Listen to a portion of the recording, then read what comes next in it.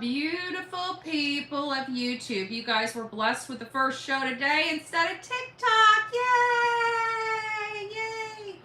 We got Delilah right under here, under my little chair. We've got the computer going this morning. And today is going to be going over some of our conversations we've had over the last couple days. So many of you guys know we did a live yesterday that covered these items here. And it's because we have corroborated and confirmed that CP was not at the Texas Roadhouse. Now, I haven't talked too much about the Texas Roadhouse on my show other than to tell people I haven't been able to corroborate any information related to the Texas Roadhouse, despite many efforts to do so. I could not get a concrete statement or information that would corroborate that he was either there or not there. And I've said that multiple times over the last 6-7 months related to this. Good morning, Amanda, Dreamer G, Rebecca, good morning, Denise, Mary, good morning, Casey's up in the house. Bren, good morning, my love. I hope you're doing well. Eeyore Blues, dreaming of blue skies and sandy beaches. Melanie, good morning. Dee, Pink Butterfly, Sheila, Sweet Jenna, Rainbow, Adrian, Watkins, it's nice to see you. Our beautiful Gypsy is in the house.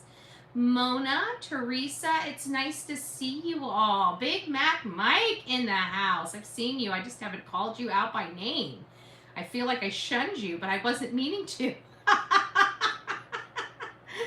hope you're doing well. I just want to remind you that they don't serve Big Macs for Thanksgiving. So you're going to be sorely, disappointed.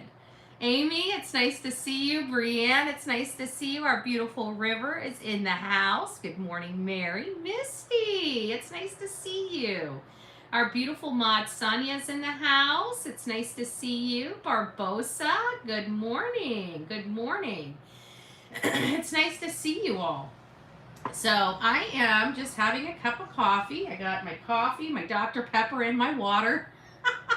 Hopefully it'll make it through this show. I have a funny feeling this show's kind of morphed itself into much longer than what I would anticipate. Please notice that they have given us a goal option with YouTube. And so we've got, this is the first time I've ever done it. I don't know what it is, but we're going to try to hit 10 super chats, minimum of $2.99 super chats. We've got 1 hour to complete the goal of 10 super chats, and I'll make Delilah dance for us. Okay, they say I have to give a reward. I don't know. I've never done this before, so we're gonna make Delilah dance if we reach our goal. Okay, she's shivering right now. I should probably get her warmed up here. She always shivers. I got the front door open. I got the screen door shut, but I got the front door open. Getting some free AC in this Florida home seems pretty awesome. So I thought I'd point that out. I've never done it before. I don't know what it is. I figured I'd try it, see how it works. I don't know what else to do. So it's nice to see you, Big Mac Mike. I think with all the attention Sebastian has gotten lately, I actually think his case has a chance now. Yeah, I do too. Stella, it's nice to see you, my love. I think I said hi to you, Teresa, but if I didn't, Thanksgiving all from Australia. Well, it's nice to have you here from Australia. I keep forgetting you guys are a day ahead of us. So I hope you have a wonderful day today and are thankful. I know we have a lot to be thankful for. We cover all these cases, and we see how much worse things could be for each and every one of us. So if nothing more, we have that to be thankful for, right? But over and above that, we have a lot to be thankful for. We have, for me, our power line workers, right? God bless our power line workers. We had 2 major significant hurricanes that hit Florida, and many people lost their life, especially in North Carolina. They're still pulling, still unearthing bodies, and it's really sad. Things could be a lot different. We got to remember our neighbors in North Carolina, many of them are not going to be able to have Thanksgiving this year because they've got nothing, and I mean nothing. So we've got a lot to be thankful for. Show some gratitude. Oh, we already got some people already participating. That's so cool. That's so cool. Cheyenne, hey, BHB and Delilah and all. It's nice to see you, my love. Oops, I accidentally almost blocked you. Good morning, Karen. It's nice to see you. Dance, dance, dance, love. Aw, thank you, Brent. God bless you. God bless you. Belinda, it's nice to see you. Phil, Sunny Hines, are they getting closer or finding Sebastian? I'll pray every day the Lord brings him home safe, and prayers for all the families, prayers for the first responders, prayer for our country's pieces. Yeah. Thank you for that. Texas Cowgirl, good morning. Turtle Madness, it's nice to see you, Love Bug. Good morning, Amy, Brienne, Wendy, it's nice to see you all. D is welcome to becoming the newest member of this crazy crew we call the Coffee Club, i.e. the Insane Asylum. Nice to see you. Electric is a wonderful thing. Yes, it is. Vanessa, it's nice to see you. Aw, dreaming of blue skies and sandy beaches. Says, I hope you and your family have a happy Thanksgiving. God bless you. Thank you.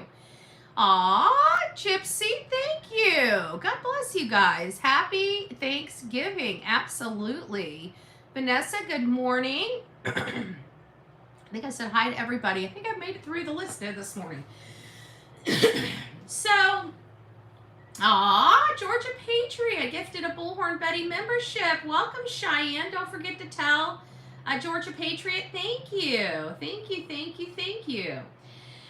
So I figured now, because we got people finally back into them thinking again, I think that we were all paralyzed because of all the craziness going on. And I noticed that my emails, Holly, thank you for the cup of coffee. Don't forget to get your cup of coffee and have it with Bullhorn Betty. Janet, it's nice to see you. Good morning. Good morning. It feels like it's snowing here in Florida. It just hasn't started yet. So, long story short, as we did this, we now know that CP wasn't at the Texas Roadhouse. And what does that mean? We went kind of over it, did a live last night about, what could it mean? What does it mean to the audience? And I asked the audience to start sending me what they think this means, and without disappointment, they have. And I was going through my emails, and like every single email I was doing, I was starring. Oh, who's this? Oh, Misty. We love you, Sebastian Wayne Drake Rogers, and we will not stop till you are found. The truth is revealed. Thank you. Absolutely. Absolutely. So, let's go through some of the emails. Well, let me just get through the intro here. So, some of the questions that we had last night, we're doing our thank you, Patriot, Georgia Patriot woman. We're doing our handy dandy. This was donated by Veronica. The whiteboard. I told you we'd put this whiteboard to use. I've been wanting this whiteboard for a while. Not only that, I can set up talking points, and it's got this little holder here, so I can sit it down and just look over there and read it, and make sure I keep on track, because you know how easy it is. Hey, Busted Flush, how easy it is to get me off my rocker, right? Then we have Jailhouse Betty poking out with her horns. No, I'm just joking. I'm just joking. So there were three main topics that I wanted to discuss, based on the new information that came to light related to the Texas Roadhouse. And one was Chris was not at the Texas Roadhouse. What does that mean? 2, do we believe CP was in the area? Was he at his RV? Or was he someplace else? 3, how can we apply this to the timeline? Telephone call, 9:43 to approximately 11:30 p.m. Memphis/Mississippi is 3 hours away. Possible arrival with the 3-hour time travel from the time they got off the phone to the time he could have, the soonest he could have been in the area from the Memphis/Mississippi area was about 2:30 in the morning to 3 a.m. Next question is where? Mom's house or home? Vehicle captured between 3 a.m. and 4 a.m. Stayed 3 to 5 minutes. And we hear that CP arrived at work between 6:30 and 6:45, start being on the crane by 7 a.m. We also learned that Sumner County Sheriff's Office was called at 6:33. However, Seth was called at 6:22. So that's kind of our talking point now that we have this new information. Oh, thank you. Who is that? Aw, Georgia Patriot Woman. Oh, thank you guys. Thank you. Bren, it's nice to see you. In my opinion, CP not being at the Texas Roadhouse makes it more suspicious. Actually, in my world, him not being there almost fits the timeline perfectly. Had he been in town, the timeline would have been a little more skewed and more difficult to kind of hone in on, quite frankly, from my position. And I can't kind of explain that. Good morning, Mr. and Mrs. Car Guy. I really can't explain that into words other than you kind of, I see this timeline and this, because remember when this case broke out, the only person that refused to answer any questions related to where they were, their alibi or anything was the stepfather. The mom, told everybody this, this story, and it changed slightly from story to story.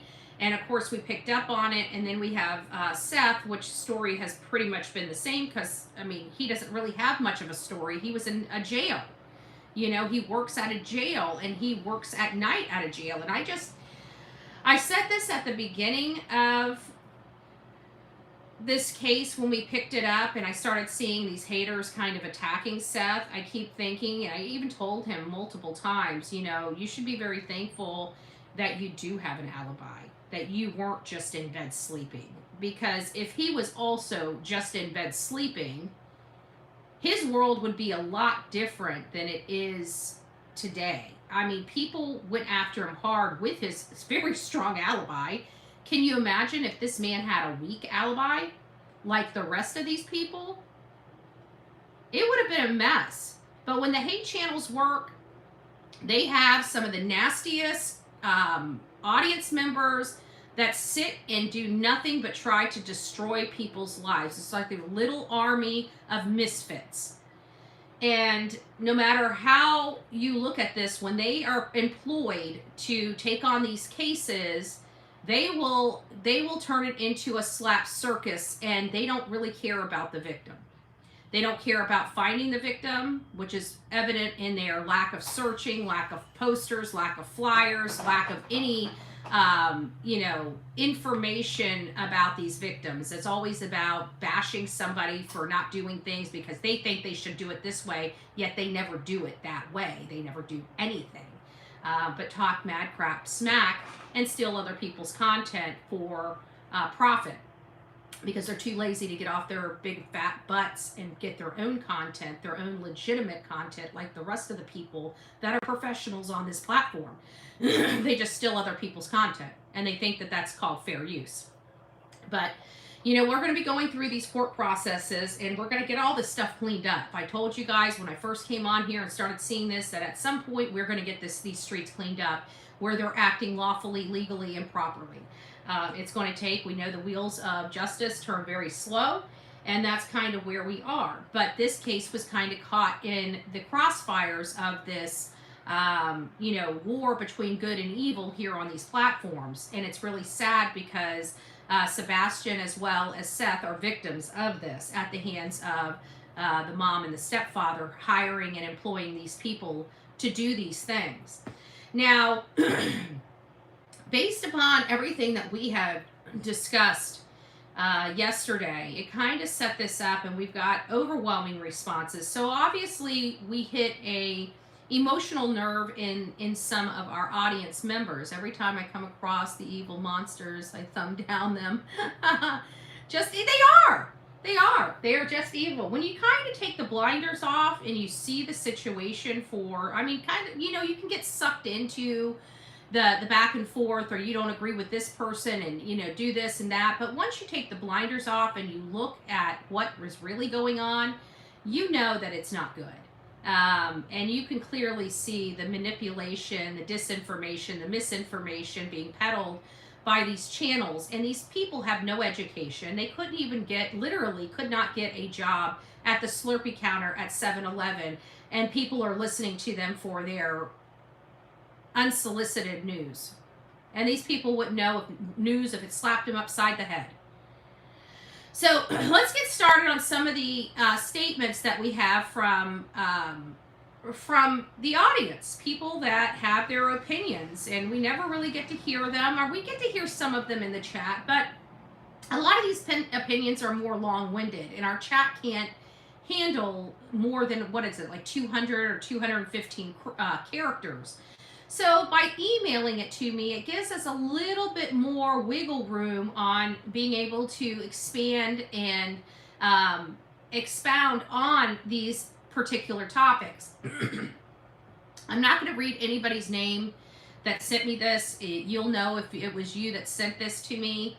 I'm just doing this because it just protects you guys a little bit easier. So I believe, in my opinion, that CP was inside the home planning the kidnapping of Sebastian while his family had KP out, giving him time and another joker with him. They probably entered the house through the secret door that most likely had an entrance into the house from the crawl space, i.e. the secret door. I never thought about that. Oh, Eeyore, thank you. God bless you, sweet pea. I appreciate that. So is there an access from that crawl space into the home? That's interesting. There very well may be. I remember that when we were talking about Michael Monkey Vaughn, one of the statements that Brandon Shirtlift stated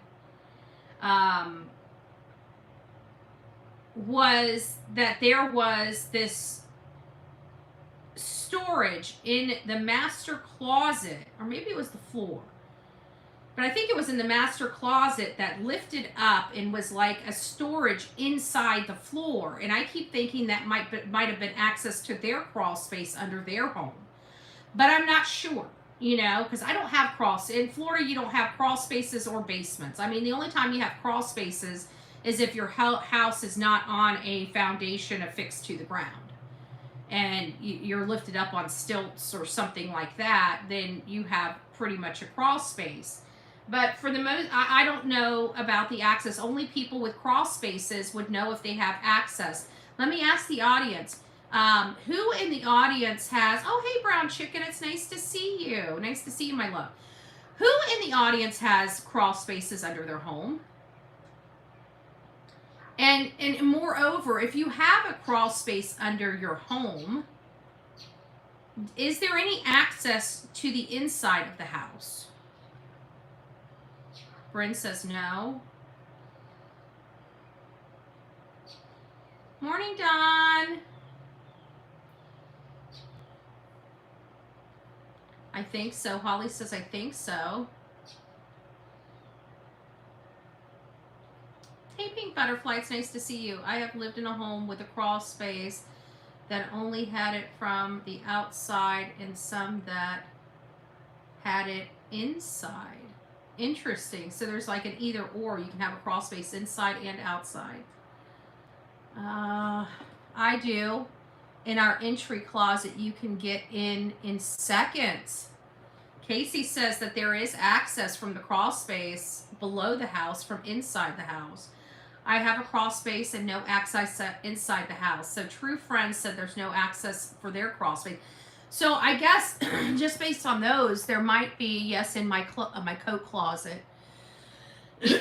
My house has a crawl space, has access to the crawl space. So, okay, thank you, Abigail. Okay, so that didn't help us at all. So I guess there are some homes that have access to the crawl space from inside the home as well as outside of the home, and some that just only have the access on the outside of the home. Okay.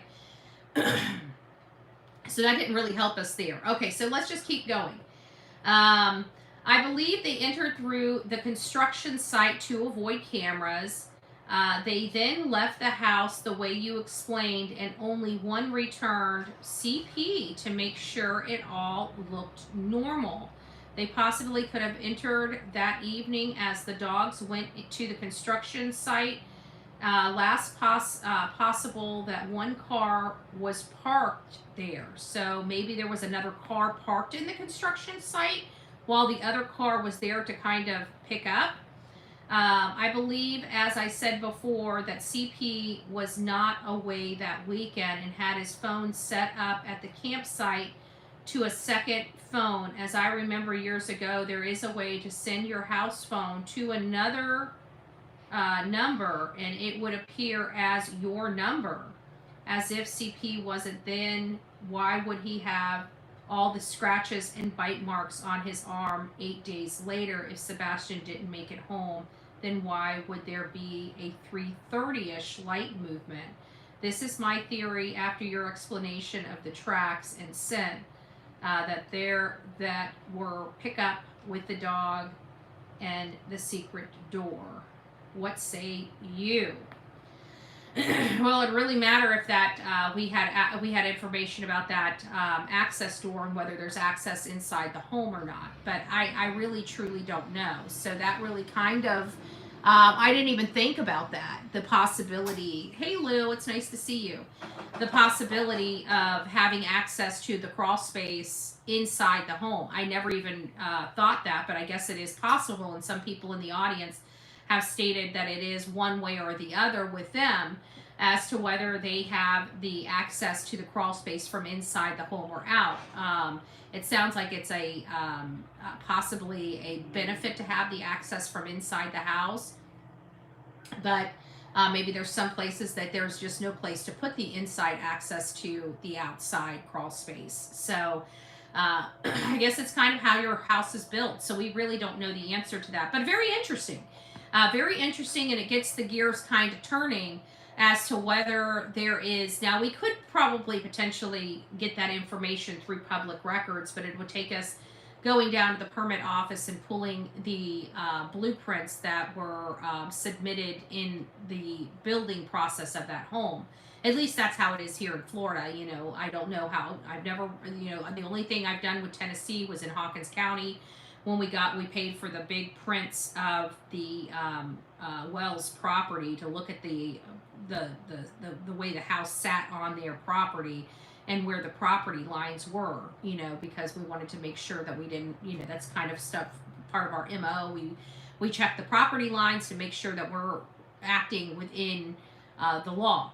And so I have not pulled the property lines because I haven't done any searches really in that area. So there's no need to look at the property lines or, oh, good. Hey, Abigail, welcome to this crazy family we call the Coffee Club. Top Hat, it's nice to see you, my love. Kim, good morning. So here's the next one. In my opinion, I feel they are not looking because they know it's not normal for a mother that loves their child not to be crying when their child. Yes, I acknowledge that. I think we all do. And the excuse to that is that people grieve differently.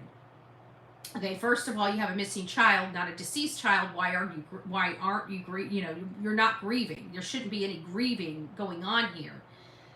But the lack of urgency is really the point. There's no lack of urgency. The only person that seems to have the urgency check in the right box is Seth Rogers.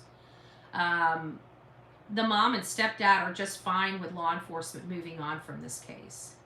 We've seen that. We've heard that. We can access the crawl space from the inside. Okay. So there are people that have access. That might be an option. people are on their social media saying Bullhorn Betty did, what is it called? Clickbait because of the secret door. We talked about the secret door, the crawl space. I didn't mean to intend the legit secret door from inside the house, but it looks like there is a possibility of that.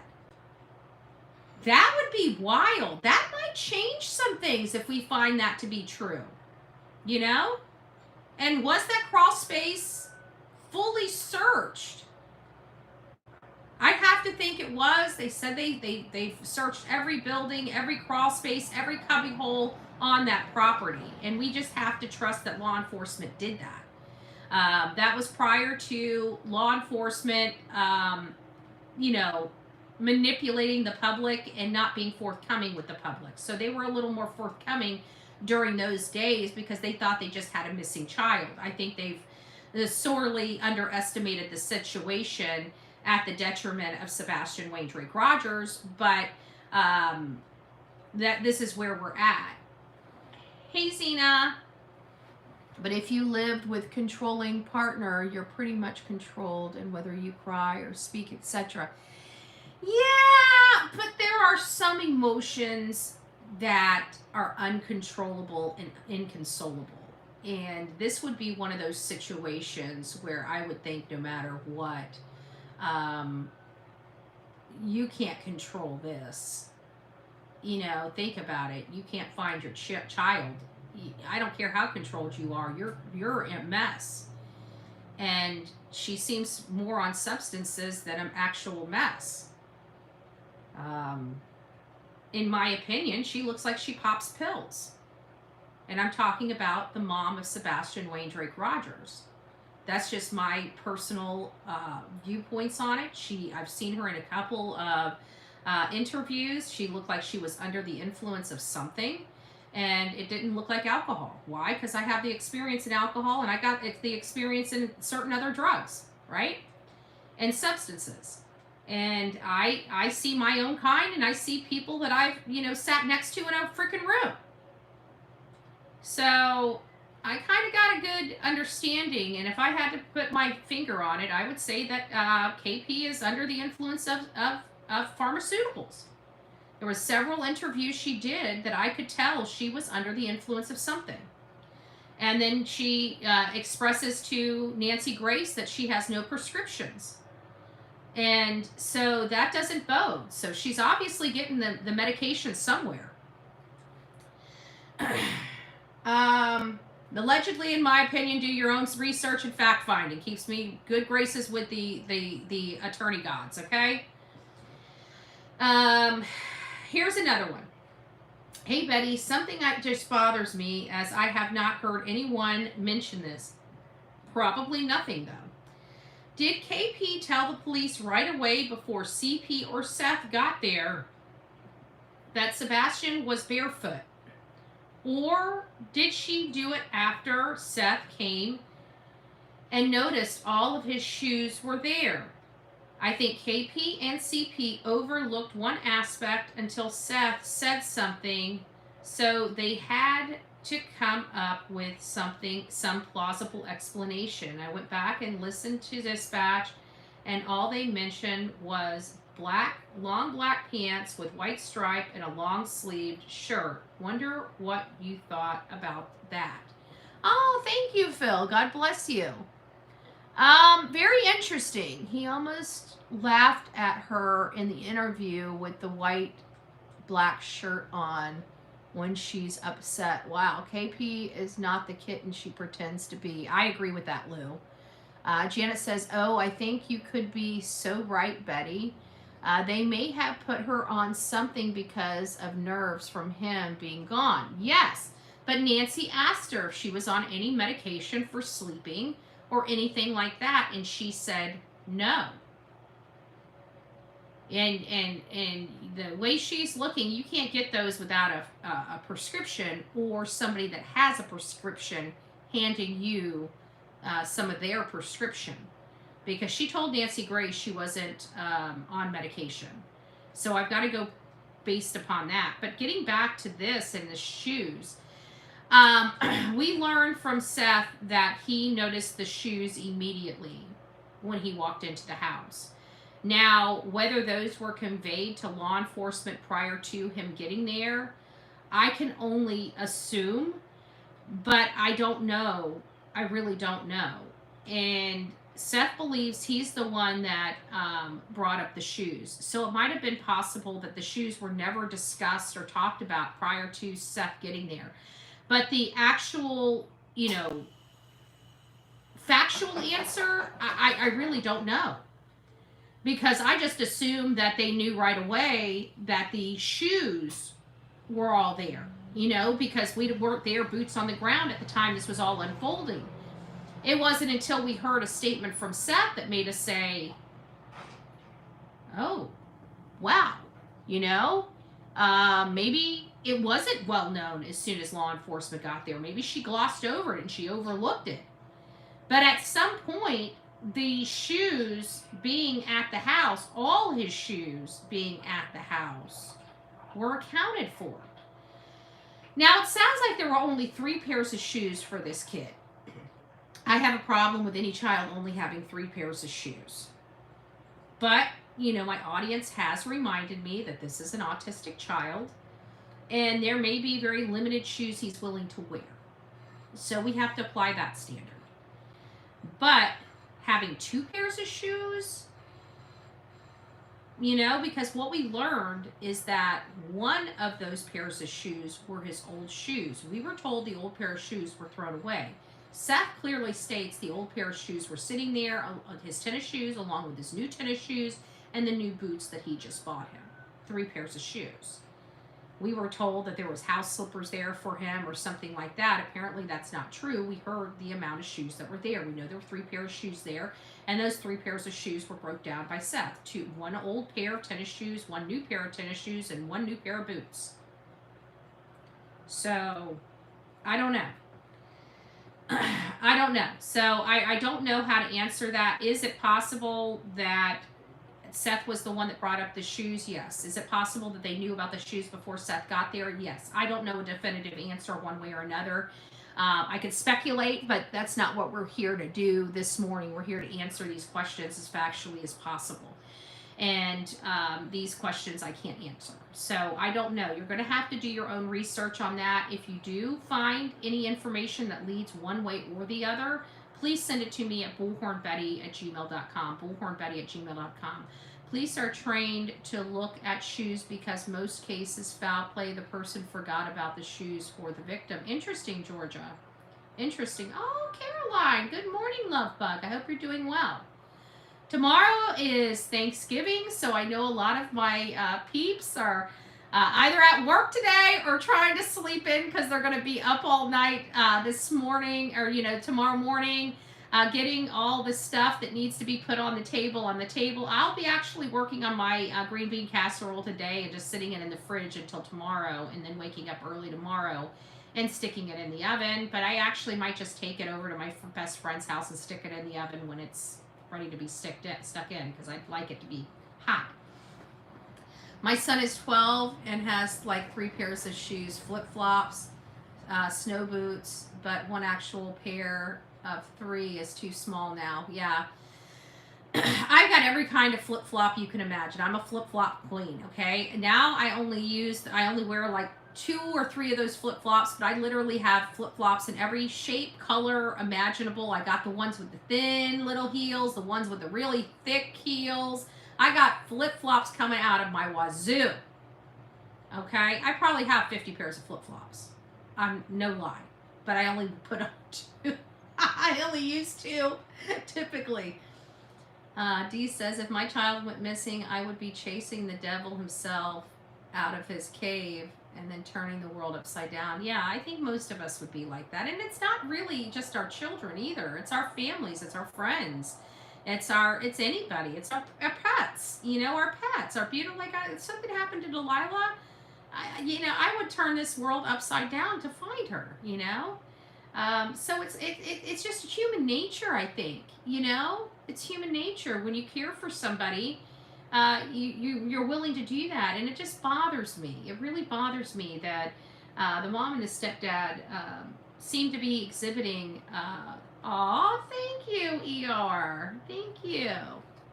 It seems to me that the mom and stepdad are exhibiting Trezell and Jacqueline West behaviors. I'm sorry, they just are. From running away to, talking to the camera, saying we understand that people would think this way, to duck bobbing and weaving and leaving. They are really. If you go back to Orson and Olson West case and read about the adoptive parents, you're going to see a lot of uncomfortable traits that the mom and stepdad are exhibiting in this case. And like I say, people grieve differently, and I agree with that, but they grieve. And people that are guilty, in the same sense, they're all guilt. They all act still similar to one another. Go look at the parents of any case that were successfully prosecuted and go back to the beginning of those cases and see how those parents were behaving. You might find a very uneasy behavior trait that can be attributed to the mom and stepfather from these other parents. They're acting very, very sus, in my opinion. I think they were controlling his weight because that was a part of their premeditation plans. They knew one of them would have to carry him, in my opinion.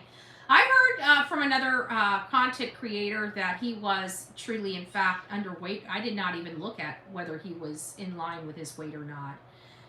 That's what I love about this thing. Hey, Truth Seeker, it's nice to see you. But it's nice to hear people's opinions, because those things you don't even think about. Like, I never even thought to look at what the chart is for a healthy boy at his height and weight. And somebody did that and said that he was underweight for his age. And we're hearing the stepfather on other interviews stating that it drove him nuts that he would get up in the middle of the night and get snacks. And he would get in trouble for getting snacks in the middle of the night. I just keep thinking, me growing up, I remember the only time I ever got in trouble for food was when I came home. I was like, I don't know, in elementary school and middle school. And back then we came home and mommy and daddy weren't home. They were both at work. Well, we had this huge chest freezer out, huge chest freezer out on the pool area. And my parents would buy, meat off those people back then. They could just come and knock on your door and say, hey, I got a deal on steaks, and you can get this package that comes with cordon bleu. You guys know what I'm talking about. And back in the day, they used to come to your house if they had extra stuff or one of their deliveries couldn't be had that day. They'd have this food that they had to get rid of, and they'd cut you some stinking deals. So my parents bought, like T-bones and ribeyes and all this stuff, this big meat package, and put it in the chest freezer.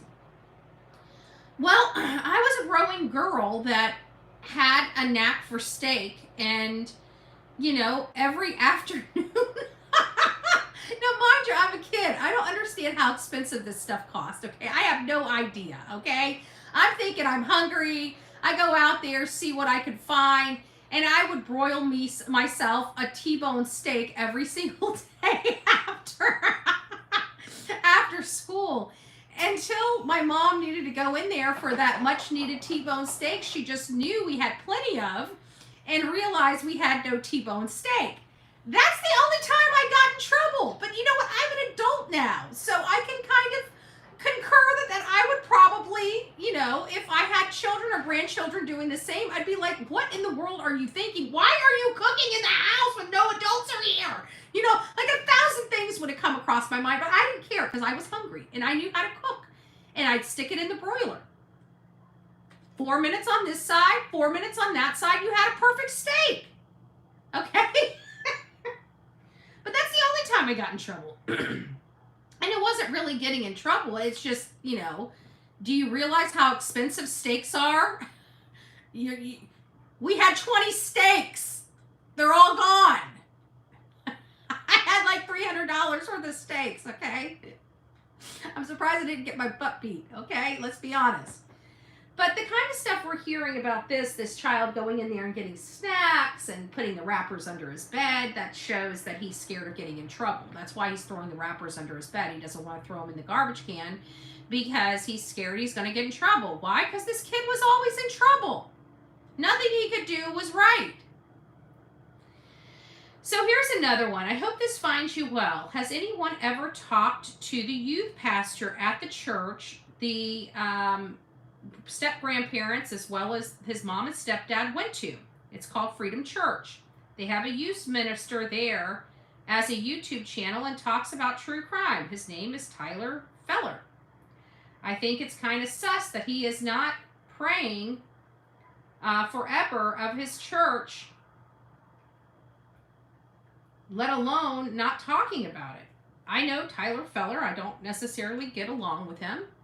I haven't heard his name in a really long time. It's like almost like he's fallen off the earth. But yes, he did talk about cases. It is awfully sus that he has not brought or advocated for a church member's missing child. You know, it's a little, I think it's a little telling that you have a church member of your church that won't talk about your son.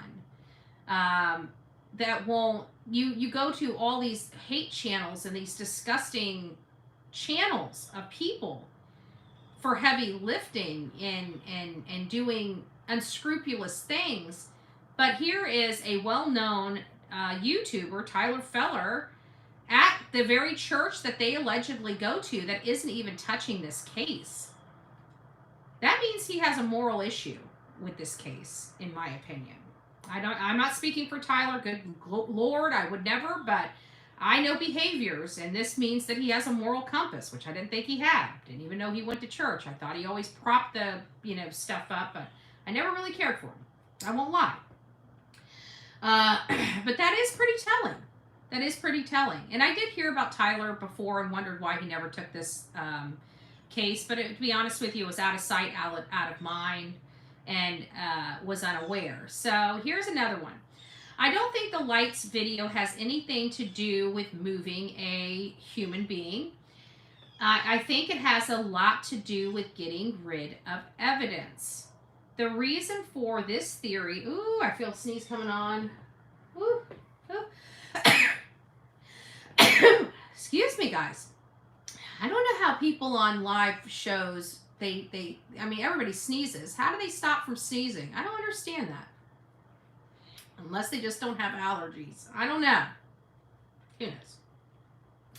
Let me get back to this. I think it has a lot to do with getting rid of evidence. The reason for this theory, not enough time.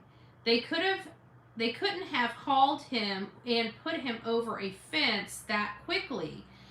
You say the car was only there 3 to 5 minutes. How did people get to the house without being seen? No car, no lights. There was a car scene.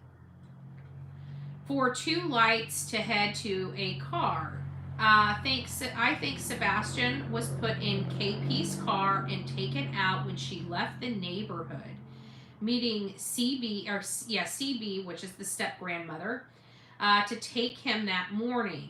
It would not take long to move him that way, put him in a storage unit and stuff cooled down until stuff cooled down. That would explain CB being in the area at the time.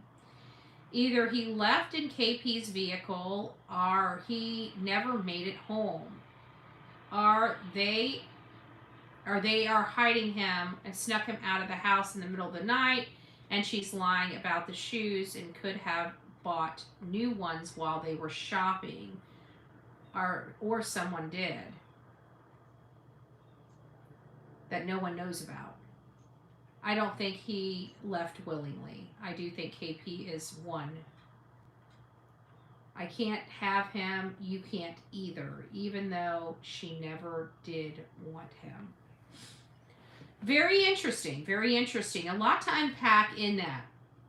I do believe in 3 to 5 minutes with their military training on how to carry a person they can get out, and that's the in my opinion, the one missing link here. Yes, I do believe that somebody could cross a fence and carry somebody properly over their back, you know, kind of over their shoulder, carrying them in 3 to 5 minutes to a vehicle. Because in the military, sometimes you have to carry a full-grown human being on your back and get them to safety in the middle of, you know, firefight or whatever. So they are trained to pick up a injured and lifeless body and remove them to safety. They have special training. I've watched many videos on how to get a person up very quickly and get them moved out. I've watched many, and you can look on YouTube. YouTube had a lot of videos like this where you learn different maneuvers to get somebody on your back, and you hold their foot and their arm, kind of like a satchel, and you can take off. So I do believe they have thank you, ER Blues. I do believe they have the training to move somebody that's incapacitated very quickly, because they're trained to. Even in the Army, Navy, all the military are trained on how to pick somebody up and carry them to safety without hurting your back and you're twisting. Like even when I was in CNA school, I was selling home health policies and stuff like that, and I didn't understand what CNAs did, what LPNs did, and stuff like that. It was like a 2-week training, so I decided to take the 2-week training. And you have to be able to move people from chair to wheelchair. These are people that are bedridden or can't have mobility issues, and you've got to learn to properly move them without throwing your back out. And so there was a lot of training into that, even as in the medical area. So do I believe that Sebastian could have been moved even if he was incapacitated or under medication, sleep medication or something like that? Yes, I do. But, you know, would that be the case? Now, this person makes a very valid point. Would this have happened at that 3 o'clock in the morning, or would this have been taking out evidence? Now, this could go 2 different ways, in my opinion. If you say that he was in her car, but they moved evidence out at 3 o'clock, why wouldn't they move him out at 3 o'clock? Like, if he's really in the grave situation that he could have been in, you would think that they would move that. That is the most damaging. I don't know if they would leave that kind of damaging evidence in a vehicle overnight when they clearly have a vehicle and a path to leave with the evidence, you know? So I'm trying to think of this logically, but it almost implies just the opposite, that he would have been moved in the middle of the night at 3 to 4 o'clock in the morning, as opposed to being in the car and leaving the women to handle this, right? Leaving it up to Katie and the step grandmother to handle something like that. It seems like that would have been taken care of more so by the male counterparts as opposed to the female counterparts. And the female counterparts would be responsible for getting rid of the other evidence, or cleaning up, or the cleaning up materials that would be, I mean, I'm not sure how to interpret it, but I agree with the majority of this statement here, or these questions here, but I think it's flipped. I think it's flip-flopped, because if she could get rid of him that morning, there would still be no need for that 3 o'clock car, because she could have gotten rid of everything all in one trip. There would be no, and if you're going to have a car there at 3 o'clock, you're going to take the biggest piece of evidence out, in my opinion.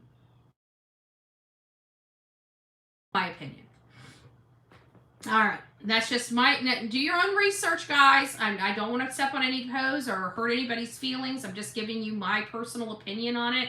My personal opinion doesn't equate to fact. Okay, it's my opinion. It's my opinion of the situation. Dance Delilah. Are we at dancing time? Let's see. Hold on. We're almost there. We've got one more. Hold on, let me check. I'm refreshing now. We've got one more. Oh my gosh, we're almost there. I can't believe it. We're almost there, guys. We got one more.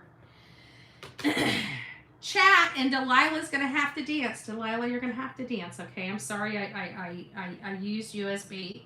I used you as bait. So we're almost there. We're 9 out of 10. Sonia did it. Oh, Delilah's gonna hate me. Delilah's gonna say, I'm the dancing Delilah. Do do do. I'm the dancing Delilah. Do do do. And she can do some dancing on the ground, but she wasn't prepared for this. Delilah's gonna dance. Say hi, guys. My mommy's torturing me. Da da da da da da da da da da da da.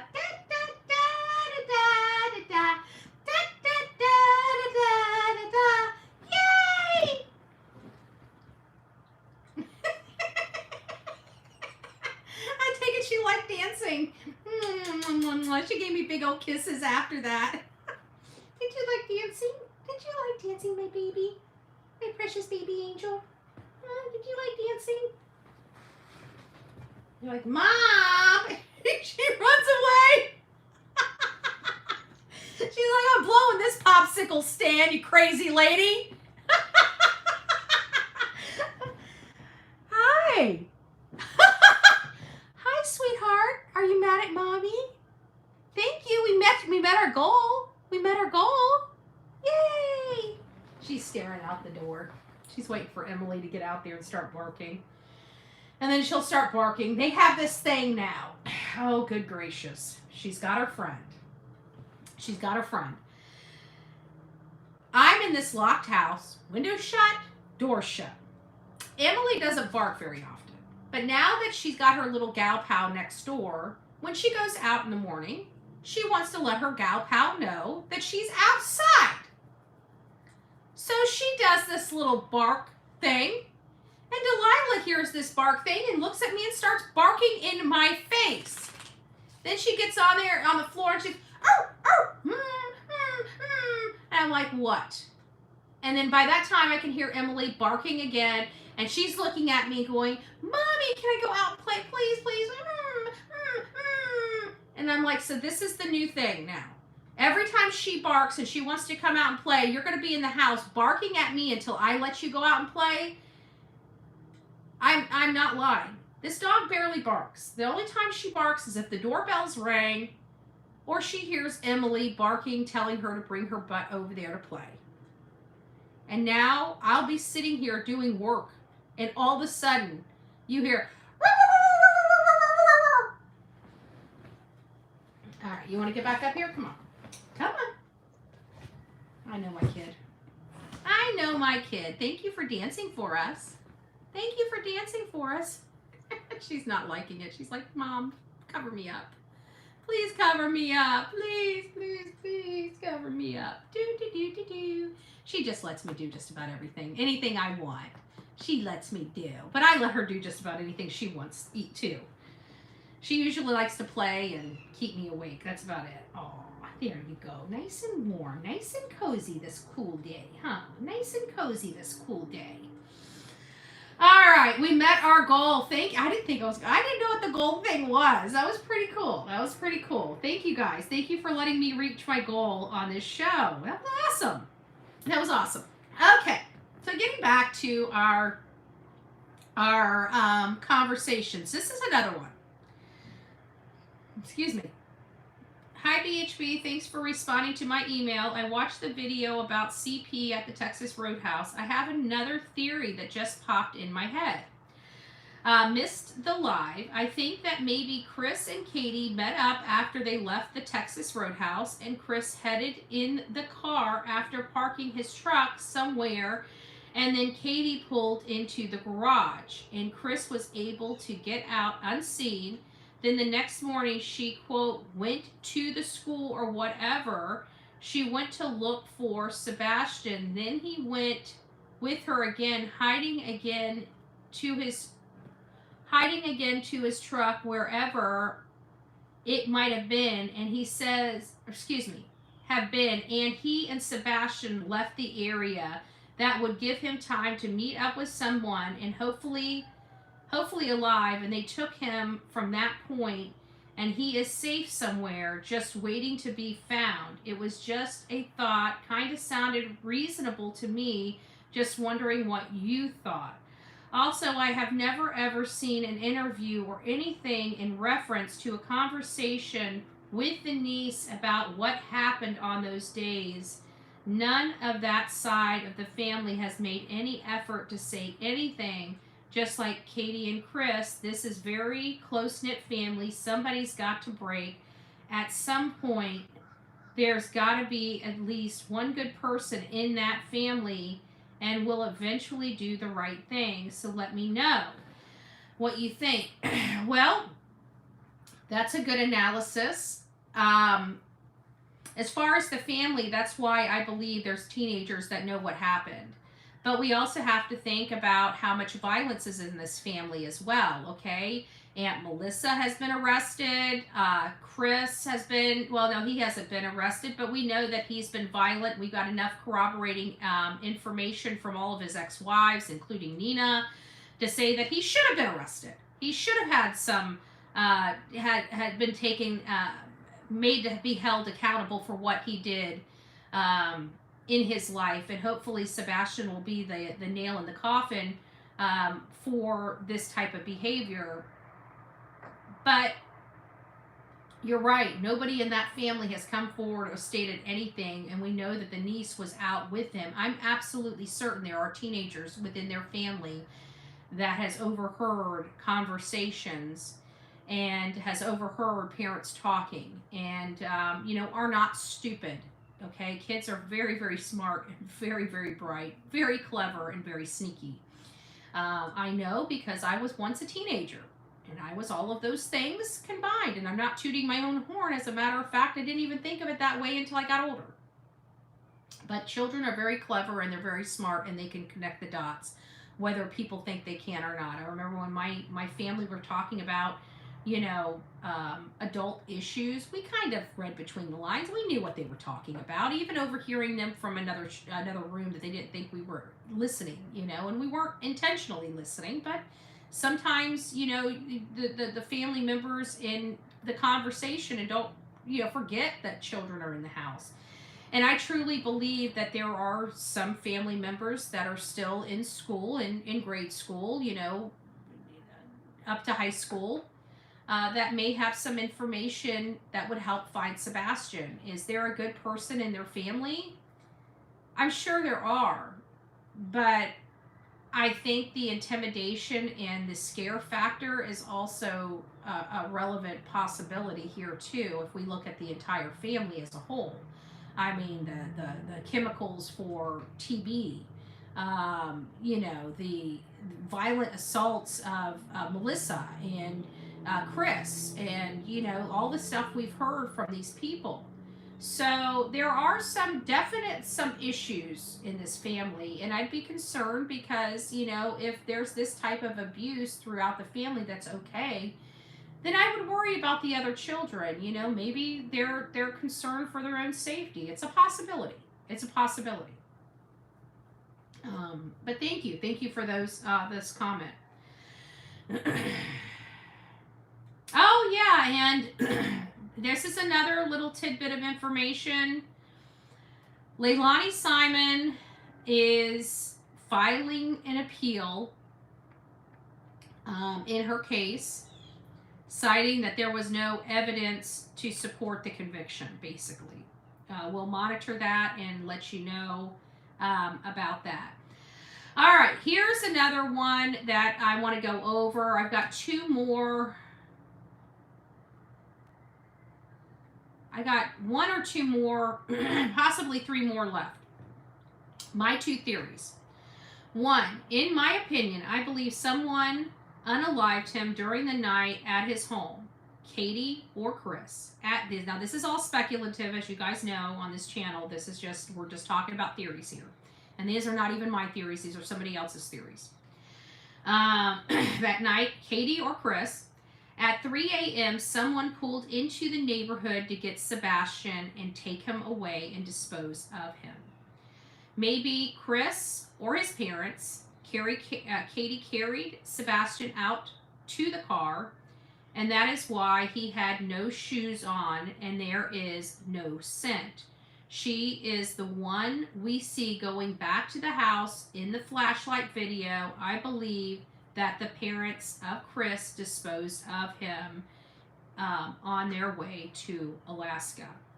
That's theory one. How does Chris know that nobody will ever find him? He knows where Sebastian is. Chris and Katie never drove to North Carolina to see if the kid in the video was Sebastian. Seth had to drive to North Carolina to see. Chris said it wasn't Sebastian. Again, how did Chris know if Seth didn't know? Oh, Sandy, thank you, love bug. Let's make it 11. Oh, thank you. God bless you, love. God bless you. That's cute. Thank you. Okay, so that's a plausible theory. I mean, we all thought it was weird that Katie's like, well, you know, we're trying to get information about this sighting. Seth is like, it looks a lot like him. I'm getting in my truck. I'm going. And immediately hearing this, Chris pipes up and says, nope, that's not him. His mom couldn't tell. His biological dad couldn't tell. But the stepfather knew right away it was not him.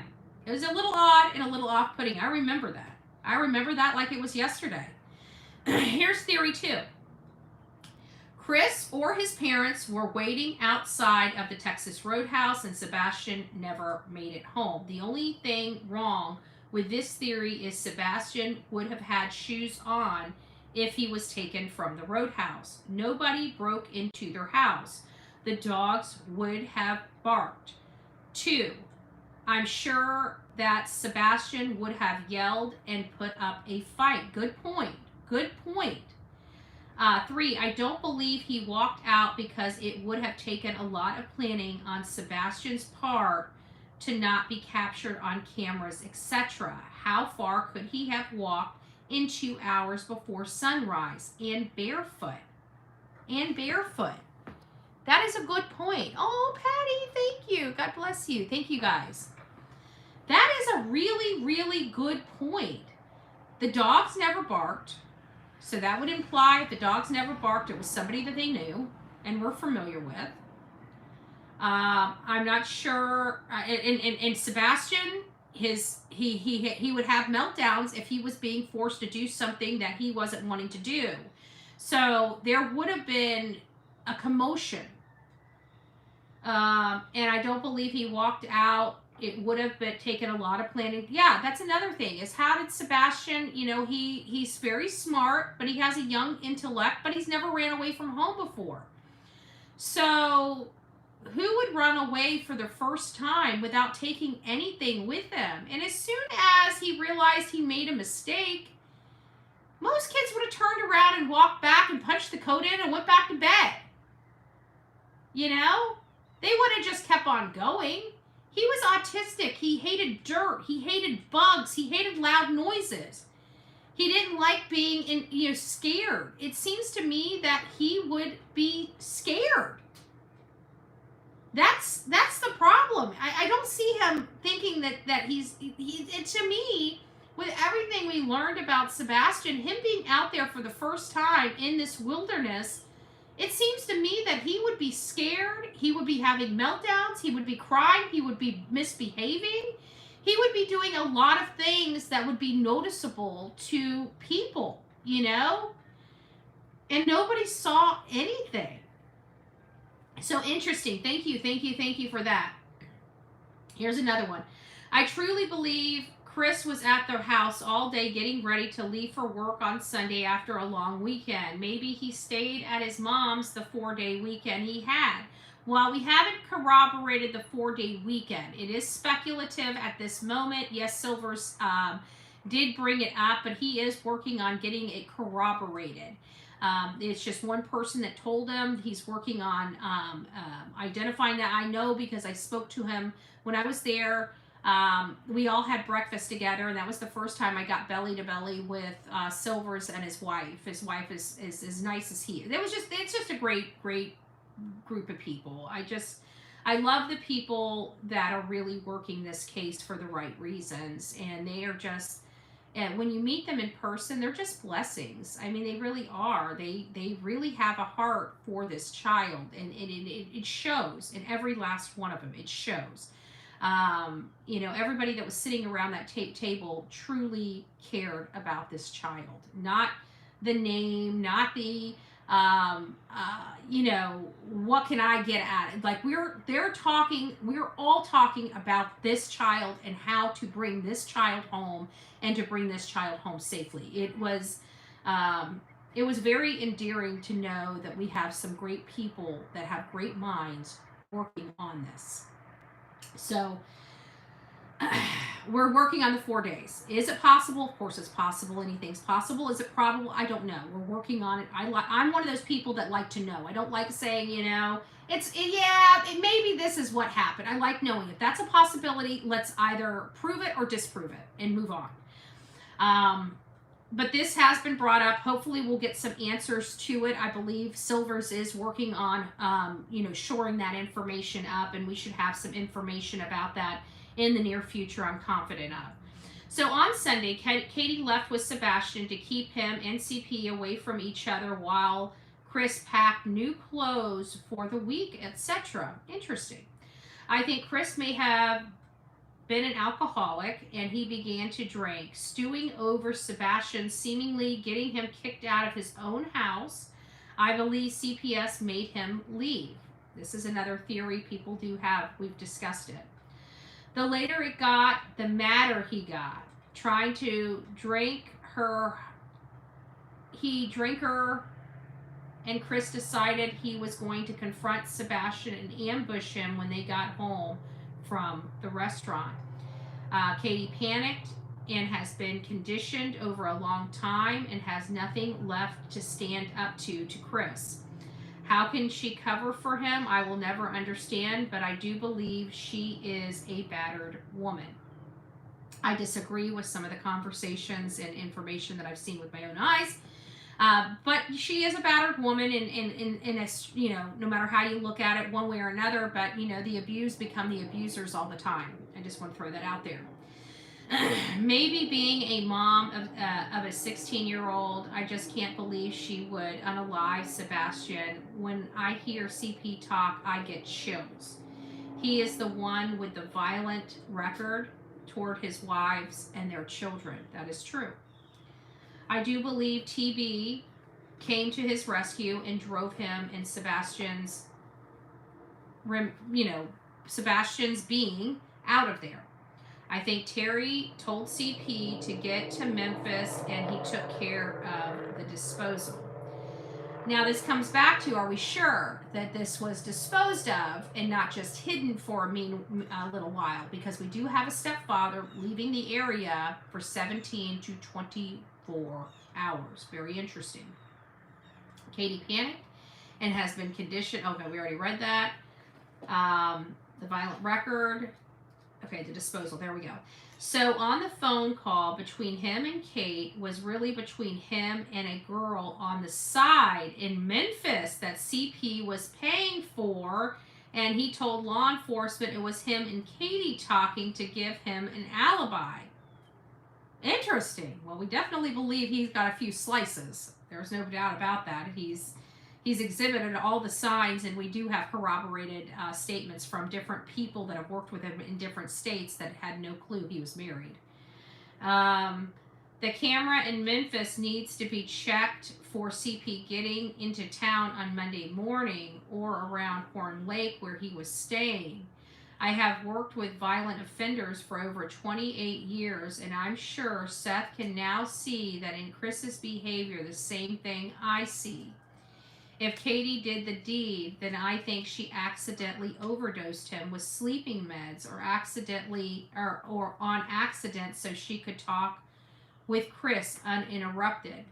But I really think if that happened, Chris would have told her to get out of trouble for disposing of Sebastian. Just my thoughts.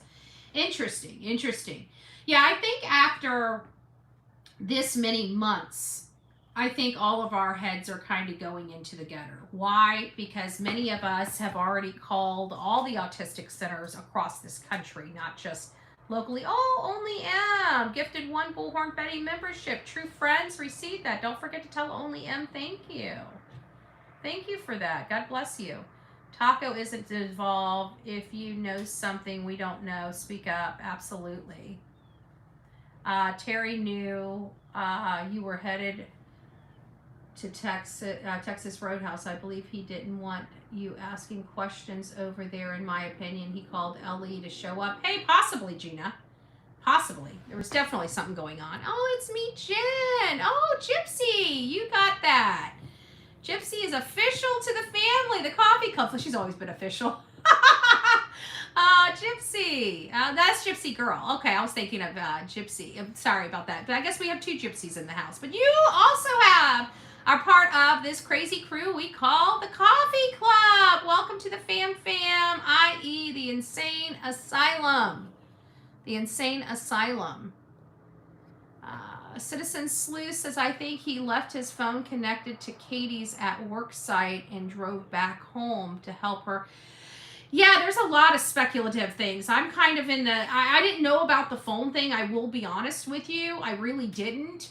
I didn't know how that worked. I mean, I knew we all had 3-way. We all had, other options.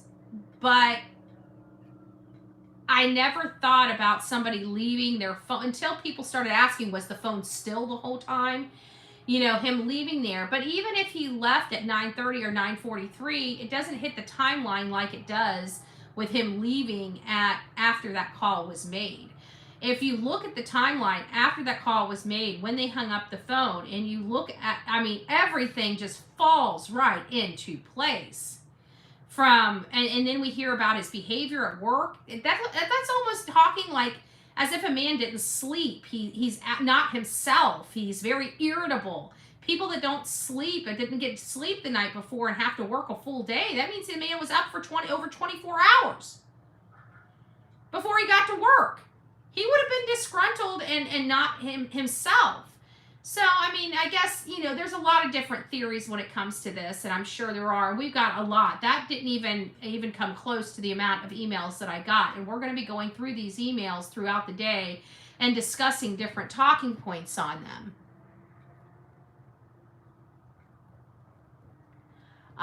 The link between the foot and the socks and LE need to be looked into. Trust me, with Princess Jasmina,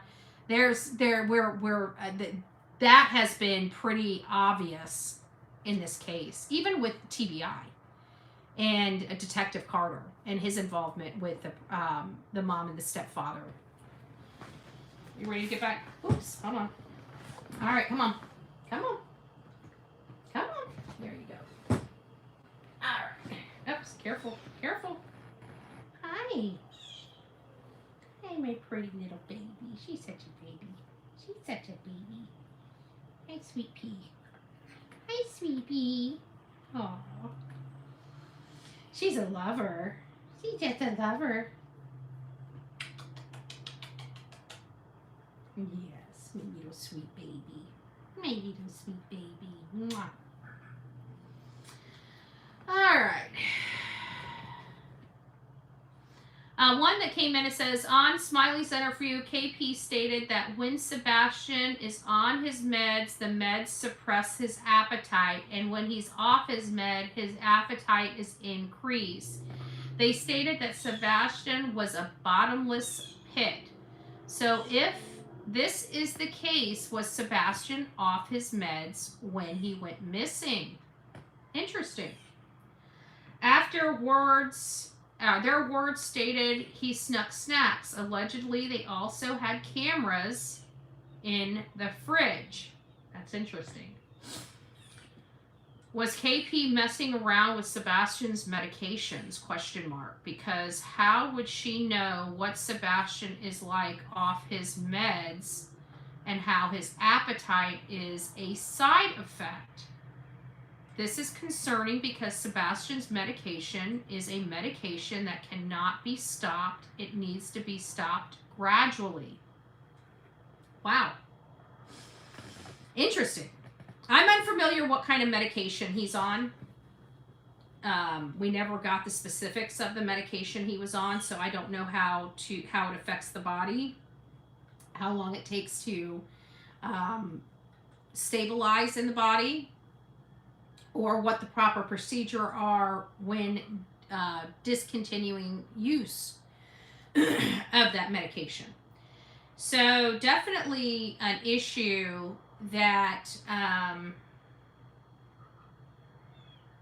that we didn't think about. We know he's on medication, but there are statements that were made that imply she knows what he's like when he's not on his medications. And if she's mom, how would he not be on his medication regularly? Like, she was giving it to him. How would he be unmedicated? What would cause the unmedication? Was he hiding his medication? What did he pop it in his mouth and spit it out?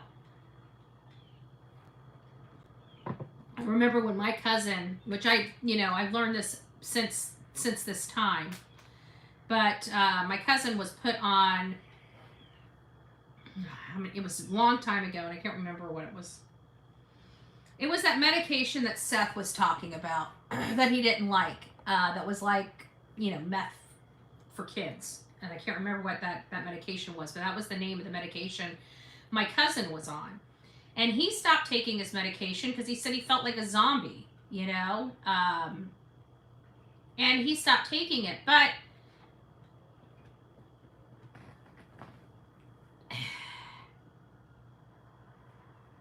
he was responsible for taking his own medication, not mommy giving it to him. So he made the decision not to do it. And I'm wondering, would Sebastian just hide his medication? Spit his medication out? It seems so improbable, but I guess it's possible. We don't really know him. How does Chris know for 20 days? Oops, let me read this. How does Chris know for 20 days before he went missing he didn't have his medicine if he's not there? Interesting. I don't know. Good question. Do you think Sebastian was curious with all the alcohol sitting around? Oh. No. Because, I look back on my child. I could not stand, alcohol was disgusting. Like, the only reason why we drank it, honestly, for the first time was peer pressure. Hey, Patty, thank you. Amos Liz, you were gifted your Bullhorn Betty membership from Patty. Thank you, Patty. Don't forget to tell Patty thank you. Butterfly. Mine was Adderall. That's what it is. Adderall. That's what he was on. He was on Adderall, and he said, and my cousin said he does not like that. He said he felt like a zombie. He was just, my aunt and uncle said he looked like a zombie. He was just, I don't know why they give that stuff to kids. I really don't. I have never heard, honestly, I've never heard of anything good coming from, people that I know. I guess I shouldn't say that. I do know people on Adderall that do well. Aw, thank you, Colonel Dobbin. Thank you. The heartbeat. Thank you. God bless you for that. This is an awful medication, creates psychosis. Yeah, I know my cousin did not like it. I still take it every day. Without it, I couldn't sit and read a book. Okay. So it does work for some people, but some people it's not good for. I think they prescribe it to just, I don't know. Just my opinion. So I thought that was a good conversation. Guys, don't forget to, if you have any questions, any concerns, I still got a lot of emails to still go through. Oh, Patty, thank you. Thank you for gifting that. Citizen Sleuth, you were gifted the membership. Congratulations. Don't forget to tell Patty thank you. Why hasn't KP been charged with because you're in Sumner County. Remember, Don Wells didn't get charged either. I can't. I can't with these, honestly, I can't with these counties anymore. I just truly, truly can't with these counties. Guys, we got 526 people in chat and only 179 thumbs up. Please don't forget to give me a thumb up on the way in or the way out this morning.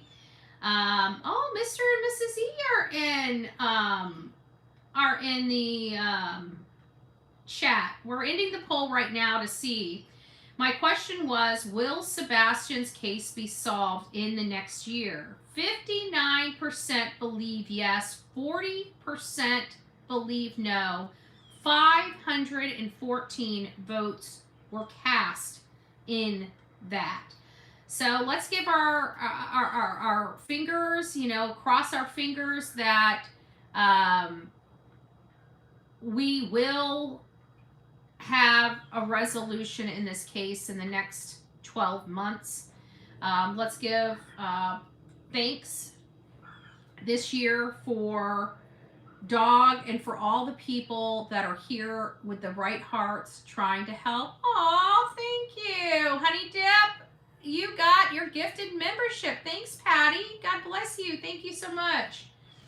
I think we went over. So Delilah doesn't want to dance anymore, but we're going to make her dance. Oops, careful. We knocked her head. See, I am Delilah. Choo, choo, choo, choo, choo, choo, choo, choo, choo. I am Delilah. And my mommy's making me bite her. Delilah, say hi to everybody. Say hi, guys. I love you. Look at that sweet little face. Look at that sweet little face. Oh, she's so pretty. She's mama's girl. She's mama girl. Yes, she is. She likes to chew on me, though. I think I'm her favorite chew toy. And her favorite jungle gym. Her favorite chew toy and her favorite jungle gym. But I gotta tell you, this little girl got wrapped around my little finger. I gotta tell you, she's one of the best dogs I think I've ever had. I've never had another dog like her. Even most of my dogs were older, or she's my first pup I've had in a really long time, probably since my 20s. And she's just been really good. I didn't know if I would be able. Aw, why did CP have to tell KP to go back home if they were on three-way? Shouldn't she have heard that too? Just weird. I agree. There's a lot of weird things, honestly, going on in this case that we're never going to make heads or tails of. I mean, we can speculate, but, we need some hard, cold facts. We need people to come forward and tell the truth, and we need somebody to stand up and speak up that knows firsthand knowledge about where this child is. People know.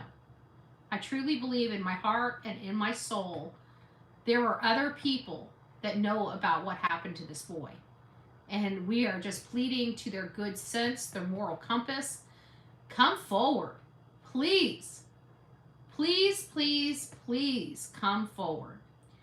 All right, guys, rock it out with your coffee beans out. Don't forget to be fearless. If you see something, say something. An ounce of prevention is worth a pound of cure. And until next time, please be safe, but more importantly, kind to one another. It is the holidays. I want to shout out to Gigi, TD Dean. Love it, love it. Unicorn, I haven't seen you. I haven't said hi to you guys. It's great to have you guys all here. Thank you to the 500 plus people that showed up this morning to have a conversation about this case. I do appreciate that.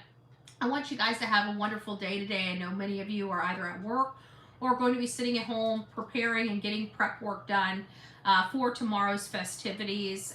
We will have a live show first thing in the morning just to kickstart your Thanksgiving, because I know many of you guys are going to be cooking throughout tonight. And you probably need a coffee buddy first thing in the morning. So as early as I can possibly get a show rolling out first thing in the morning is what we will be doing, just to keep you guys company, because I'm going to have an amazing meal. My best friend's preparing. I know it's going to be delicious. And I only have to bring the green bean casserole. So I'm blocked out, okay? I got some time on my hands in the morning, but don't worry. After our live, I will be packing up and going over to my best friend's to make sure I can help out in any place that they need help out in getting the Thanksgiving rolled out. But it's going to be a very good day. Y'all, we have a lot to be thankful for. We have a lot of prayers to give. Let's do our best to take our time and utilize our time by thinking of Sebastian and how we can bring him home, and say a prayer for him and Seth as well. You know, the whole family. I mean, let's face it, the whole family needs prayers. Half of the family needs to come to Jesus.